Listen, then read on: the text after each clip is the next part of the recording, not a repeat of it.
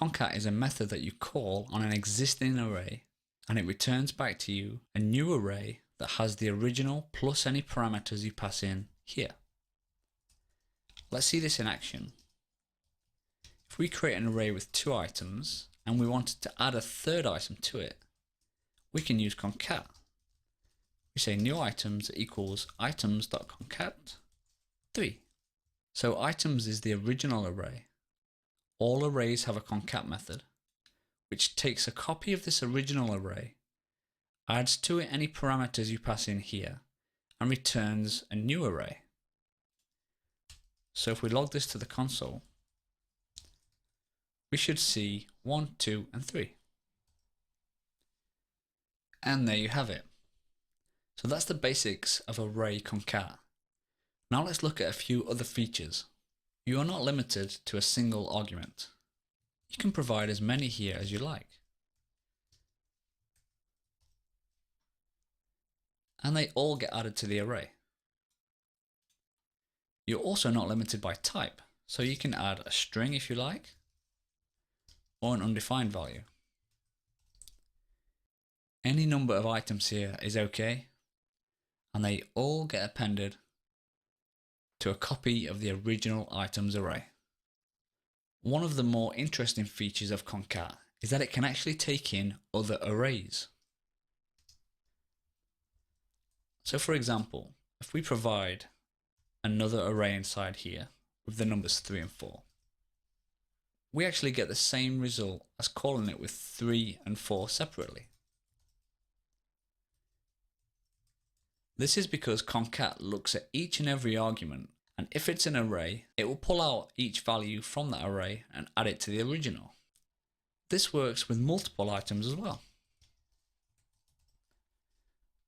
So here we're starting with one array, we're picking out the values from this array and this array, and we end up with a single flat array. Again, you can mix types, so that will work also. The one limitation which can trip people up is that you cannot do nested arrays. If we were to nest 2 of these inside another array and run that, you'll see we actually get those 2 as an array. So that's just one thing to keep in mind. It can flatten arrays, but only one value deep. Now we'll look at a more realistic example of how you might use concat in your application. Let's say you have an array of objects, where each object represents a person with a simple name property. If you wanted to do something with each person, you could call for each. We'll just console log person.name. You can see we get Shane and Sally.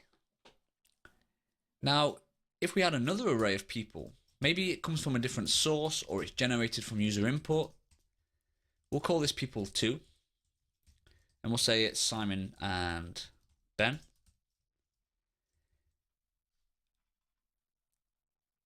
We wouldn't want to simply duplicate this code for people 2.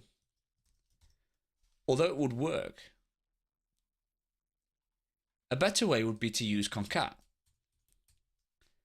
So we can take the original people array, call concat